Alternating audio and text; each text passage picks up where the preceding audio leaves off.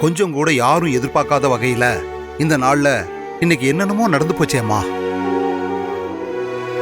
இவ்வளவு அபாண்டமா உன் மேல எல்லாரும் இப்படி ஒரு பழியை சுமத்திட்டாங்களே. இதையெல்லாம் இந்த வீட்டுல யாரு வேணாலும் நம்பட்டும், ஆனா நாங்க நம்பல. ஒரு நாளும் இப்படி ஒரு விஷயத்தை நீ பண்ண மாட்டேன்னு எனக்கு நல்லாவே தெரியும்.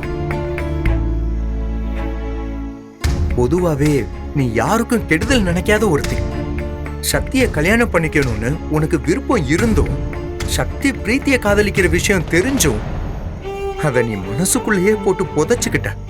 அப்படிப்பட்ட நீ அந்த கல்யாணத்தை நிறுத்தி சக்திய கல்யாணம் பண்ணிக்கிட்டேன்னு சொல்றதெல்லாம் ரொம்ப அபாண்டமான ஒரு விஷயமா இருக்கு பொன்னி. நடந்ததெல்லாம் நினைச்சு நீ எவ்வளவு கஷ்டத்தில் இருப்பேன்னு என்னால புரிஞ்சுக்க முடியுதுமா. டிராமால நடிக்கிறவங்க 4 பேரை வச்சு யாரோ உனக்கு எதிராக இப்படி ஒரு விஷயத்த பண்ணிருக்காங்கம்மா. நீதான் அவங்க மூலமா அந்த கல்யாணத்தை நிறுத்த சொன்னேன்னு அவங்க சொல்லும் போது என்ன சொல்லி மறுக்கிறதுன்னு எனக்கு ஒன்றும் புரியல. இப்படி ஒரு விஷயத்த நீ பண்ணியிருக்க மாட்டேன்னு 100% மனசுக்கு தெரிஞ்சாலும் அந்த இடத்துல உனக்காக நாங்க எதுவும் பேச முடியலம்மா.